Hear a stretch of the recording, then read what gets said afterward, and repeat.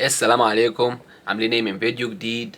كل سنه وانتم بخير والعيد قرب، ان شاء الله يكون بخير علينا وعليكم. يلا في الفيديو ده هنتكلم على الكومنتس اللي جاتني. على فكره القناه دي بقى لها شهر بالظبط ولا شهر ونص، انا بقى عمال انزل في فيديوهات فيها. فالحمد لله يعني وصلت، قربت على ال1000 سبسكرايبر. كل ده يعني منكم انتوا، شكرا بجد من قلبي. الناس عملت لايك واللي عملت شير وعملت سبسكرايب في القناه دي، يعني مشكور بجد. في الفيديو هنتكلم نرد على الكومنتس اللي جاتني. الناس اللي سألتني اسئله هرد عليها، وهرد على الناس اللي كتبت لي bad comments negative comments. خلينا نخش ايه بالكومنتس والناس اللي سألتني اسئله. طيب، في واحد قال لي يا استاذ اسلام، انتوا في امريكا بتشتغلوا 8 ساعات في اليوم، وكل ما اشوف فلوج امريكي لقيته بيشتكي من الشغل. انتوا بتشتغلوا 8 ساعات في اليوم مش 12 ساعه. في حاجه انا مش فاهمها. طيب، على حسب، انت لما تيجي امريكا جديد شغلانه واحده مش هتكفيك.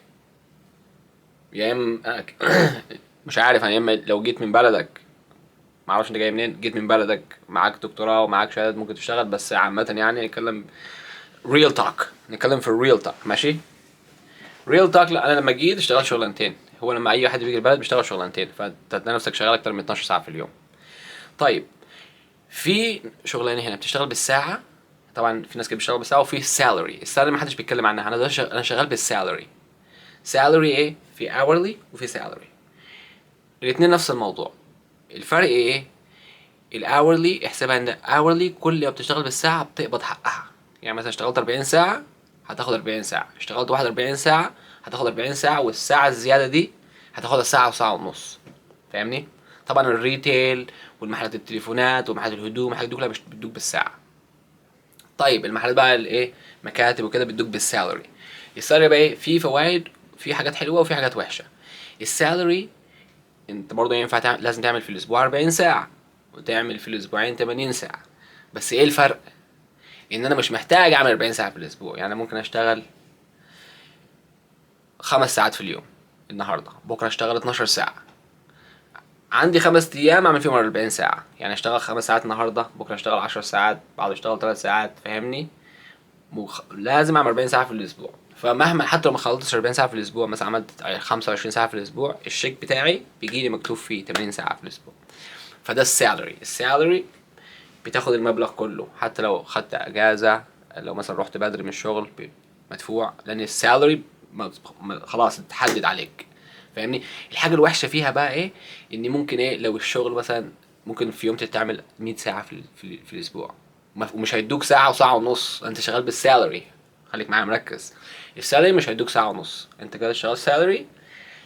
هيمسكوك بقى ايه، يطعنوك بقى تشتغل بقى ايه. زي مرات بيحصل معانا في المستشفى هنا، انا مرات بشتغل 12 ساعه في اليوم وما باخدش منهم ولا شيء، بس تاني يوم بشتغل ساعه ولا ساعتين. فاهمني؟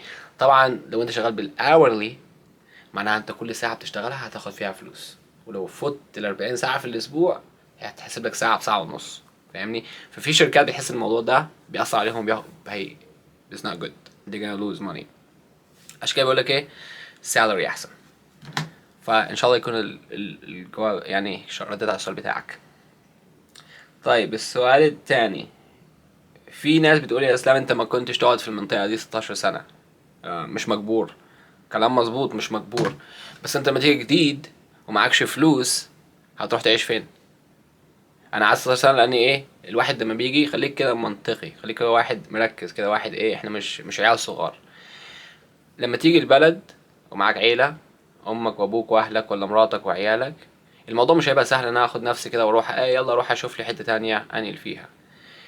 الواحد لما بيجي بيقعد في مكان على قد فلوسه، على قد استطاعته. ما حد انت، انا مش موريك دلوقتي انا اقول لك انا جيت امريكا وقاعد في مليون دولار هاوس. فاهمني؟ لا، كل اللي بيجي هنا بيطلع عن امه بيشتغل. فاهمني؟ بس الحمد لله، الفرق هنا في امريكا ان انت تتعب بيظهر، يعني في you gonna get something back صراحة يعني. طيب، المنطقة اللي عامة الناس بيقول لك اجرام ومش اجرام وكده، طبعا في كذا حته، ما ينفعش اقول لك فين المكان الوحش وفين المكان الحلو. بس انا اقول لك انا لما جيت قعدت في حته الوحشه. وعامه ده اللي يحصل لما اي حد بيجي بلد جديد، بيحطوك في حته وحشه، حته زحمه، لان دي الحته اللي ينفع ايه، بتبقى رخيصه، انت تقدر تدفع ايجار فيها، بيبقى فيها مساعدات، فاهمني؟ الحاجات دي كلها بتبقى موجوده في الزحمه، مش هيحطوك مثلا في ولايه حته تانية بعيده من الزحمه، لك خد بيت واقعد فيه، فاهمني؟ وعامه لما جيت ما ادوناش، بيدونا شقه، يدوك شقه. فعلى حسب المنظمه اللي انت جاي بيها ولا الطريقه اللي انت جاي بيها، هم ممكن يتكلموا معاك ويفهموك ويظبطوا لك الموضوع ده كله. طبعا كل منظمه على حسب، وكل على ولايه على موضوع على حسب. بس انا في الولايه اللي احنا جينا فيها دي، بعد 3 شهور ولا شهرين حتى قالوا لنا يلا مع السلامه، روح شوف شغل. ساعدونا على ما اظن لمده سنه في البيت ايجار، بس بعد كده بقينا ندفع لوحدينا. وده هيقول لك، لو حضرت الفيديوهات بتاعت القديمه هيقول لك ان انت لازم تعتمد على نفسك، لان انت قعدت، فاهمني؟ وهما يدوك فلوس ويدفعوا لك الايجار، انت عمرك ما هتحسن من نفسك. طيب، عشان ما ايه نلخبطش في الاسئله. السؤال التاني اللي جاني يا جدعان، ماشي. ده السؤال ده الحلو ده. السؤال ده جاني كذا مره كذا مره يا جدعان. هو العربي بتاعك بقى غريب بسبب ان بقالك كتير في امريكا، ولا حضرتك مش مصري اصلا؟ يا عم انا مصري، وحتى لو مش مصري انا مش بتكلم عربي. يا عم اللغه بتاعتي مضايقاك في حاجه؟ طيب. استاذ وائل، شكرا. رد على الكومنت، وقال مش بيتكلم مع عرب كتير، فمخارج الحروف بقت اقرب للحروف الانجليزيه، وخاصه باللكنه الانجليزيه الامريكيه. طيب، انا اقول لك ليه اللهجه بتاعتي بقت كده، وانا مصري والناس عايزه تعرف انا جيت هنا امريكا كان عندي 18 سنه. طيب، ليه اللهجه بتاعتي بقت كده؟ امريكا مش بلد فيها نوع واحد، فيها مصريين، سودانيين، سوريين، باكستانيين، فيها شعب من العالم كله، كل الناس وكل اللغات وكل اللهجات هتلاقيها هنا في امريكا.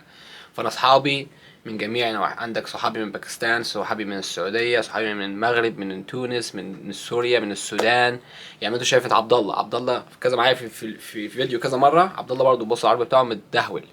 فصحابي كلهم اصحابك لما تيجي هنا وتقعد مده طويله في امريكا، هتلاقي انت بقيت تتكلم مع صحابك. يعني هو صحابي فلسطين بيتكلموا مصري في فلسطيني، واللي بيتكلم سوري في مصري، واللي بيتكلم سوداني في مصري، واللي بيتكلم سعودي في سوري، فاهمني؟ الدنيا بتبقى متلخبطه.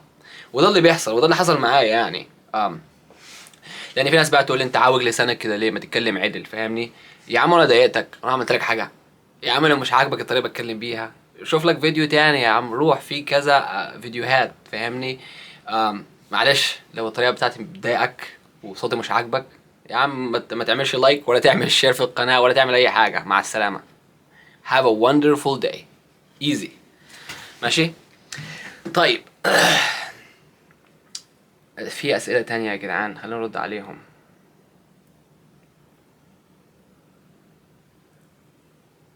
طيب، في سؤال تاني. طب يا اسلام، لو سمحت، انا ما شاء الله وصلت امريكا، ازاي هأجر بيت ومعيش كريدت سكور؟ طيب، كريدت سكور مش محتاجه. وبعدين في امريكا في كذا حاجه هنا. انت عندك شقه بيسموها ابارتمنت، الشقه اللي تتأجر اسمها ابارتمنت. في الشقه برضو تانية اسمها كوندو. الكوندو زي الشقق في مصر، ينفع تشتريها وينفع تأجرها. الابارتمنت ما ينفعش تشتريها، ينفع تتأجر بس. ابارتمنت وكوندو الاتنين نفس الشيء. ابارتمنت وكوندو، الكوندو ينفع تشتري والابارتمنت ما ينفعش تشتري. ده ينفع تأجر بس، ده ينفع تشتري وتأجر لحد. ماشي. وبقى عندك بقى البيت. فالبيت والكوندو بيبقى واحد متملكهم، زي بني ادم انا مثلا متملك بيت وبتاع، ما ينفعش اتملك ابارتمنت. فلو انت جيت امريكا جديد واجرت من واحد بيت ولا كوندو، احتمال كبير صاحب البيت ده هو مسؤول، صاحب البيت يعني هيقول لك ادفع الشهر الاول والشهر الاخير مقدم. دي حقيقة. الابارتمنت عامة عندهم ديلز. يعني ايه؟ يعني يقول لك مثلا تعالى، مش هتدفع الشهر الاول ولا الشهر التاني، فاهمني؟ ممكن يقول لك مثلا بس عشان الكريدت بتاعك ما عندكش كريدت وانت لسه جاي بيت جديد، يقول لك مثلا ادفع شهر واحد ولا ادفع مثلا $500 داون بيمنت.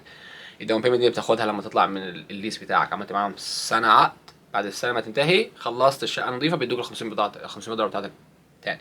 هي 500 300 على حسب بقى ايه الابارتمنت اللي هتسكن فيها. فده الفرق يعني بين انت هتسكن فين يعني لما تيجي. فكريس كور مش محتاج يعني لما تيجي البلد، لان انت جديد. فهو كريس كور لما انت تيجي البلد جديد وما عندكش اي حاجه ما بتحسبش ان هو وحش، يعني انت لسه ما عندكش اي حاجه. بس وحش لما يكون عندك كريس كور وخربته دمرته، يعني قعدت تستعمل في الكروت بقى او ايه بهدلت الدنيا كده، الكريس كور بتاعك بهدل. بس لو تيجي البلد جديد لا ينفع تأجر عادي، مفيش اي مشاكل. انت انسان طيب، شكرا لك، تحيه من الجزائر. عليا الناس، احلى شعب الجزائر على راسي. أم طيب على كده احنا كده كملنا الفيديو. وعايز اشكركم تاني على قربنا على 1000 سبسكرايبرز، والناس كلها اللي عملت شير واللايك في القناة. بجد يعني لما اشوف الكومنتس البوزيتيف منكم واشوف اللايك والشير، والناس كلها بتبعت لي في الكومنت اللذيذة في اليوتيوب، بجد يعني بيرفع من معنويتي ان انا اعمل فيديوهات جديدة. على فكرة انا ما كنتش متوقع ان الفيديوهات بتاعتي تطلع بالمنظر ده، يعني تطلع مش هقول مشهور بس يعني الحمد لله، يعني الفيديوهات بقت تعمل فيوز جامدة. عملنا 900 ولا 900 وحاجة 800 وحاجة سبسكرايبرز من 3 اسابيع. فيعني بجد شكرا شكرا شكرا لأي حد عمل سبسكرايب وشير وكومنت في القناة. أي واحد عمل positive كومنت شكرا، وأي واحد عمل كومنت معفنة نيجاتيف انرجي فهمني برضو شكرا، ربنا يخليك. يلا كل سنة وانتم طيبين، ونشوفكم في فيديو جديد، مع السلامة.